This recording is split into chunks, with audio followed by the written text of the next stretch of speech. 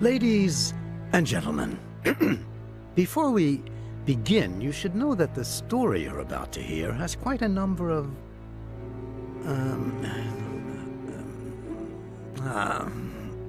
well, don't say I didn't warn you.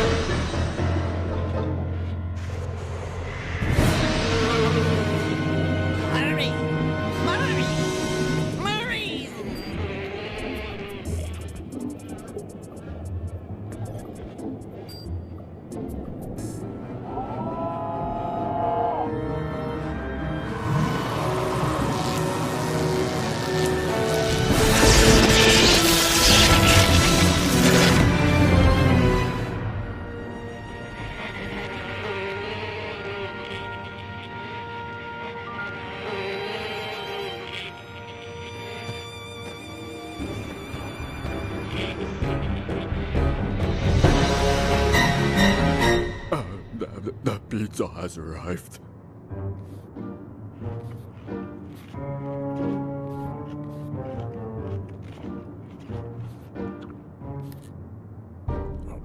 He's alive. And he's hungry. Needs tomato sauce. Wait a minute. The story doesn't start that way. Ah, yes. Ladies and gentlemen, Ayo, let's begin at the beginning.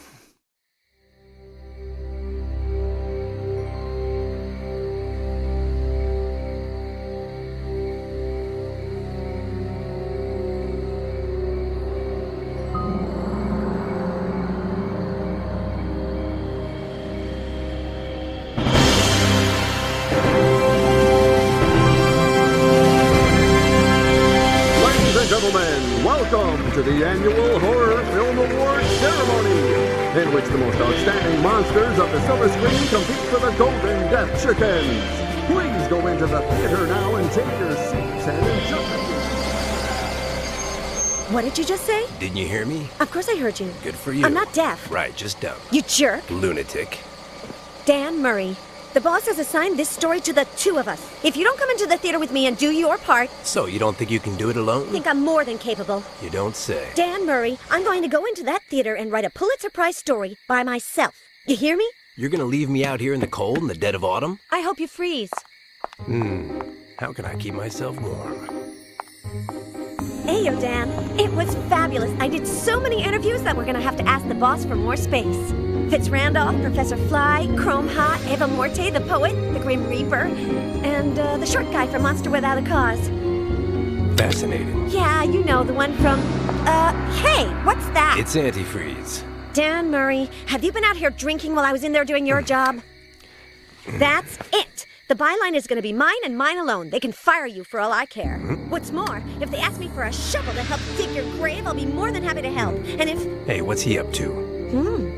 Big Albert. In Fitz Randall's office. That's odd. You were saying? We have to go in there. My thoughts exactly. Finally, real investigative journalism. Come on, move it.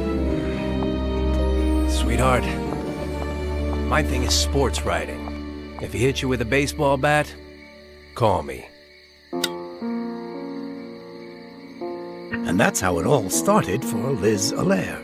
She decided she was going into that office with or without Dan's help.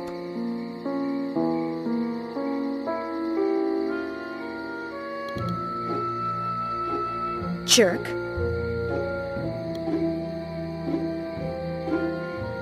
Ayo, Dan. So how are you doing?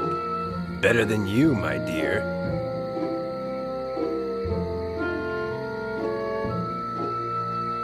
When the boss finds out who did all the interviews, you're going to be in hot water.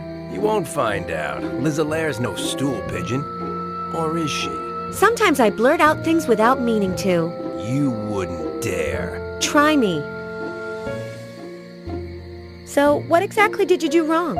I met you. You must have done something wrong for the boss to take you off your beloved sports section and put you on the society beat. Were you drunk on the job? I never drink, my dear.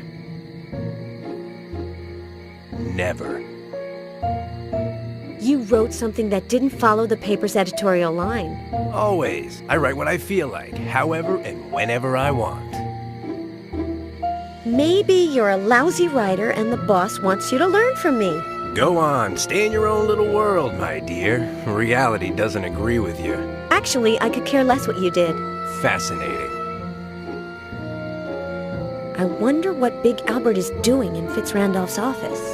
No, don't tell me. You mean you still haven't found out? Liz Allaire, the famous investigative journalist. What pitiful results.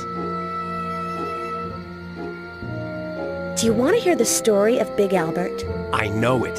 I don't need you to... Big Albert, previously known as the Creature, reanimated by electroshock, and assembled using body parts from the cadaver of an unlucky bodybuilder and the brain of the greatest scientist of our time. He created his own line of clothing and accessories 4 years ago. Nobel Prize in Medicine 3 years ago, Nobel Prize in Philosophy 2 years ago, Nobel Peace Prize last month. I'm finished.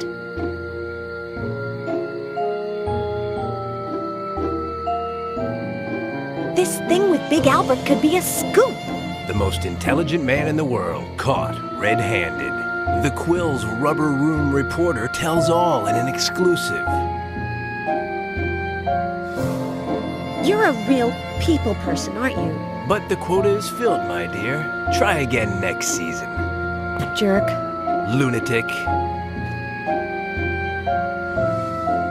What were we talking about? Ah, yes. I hope you freeze.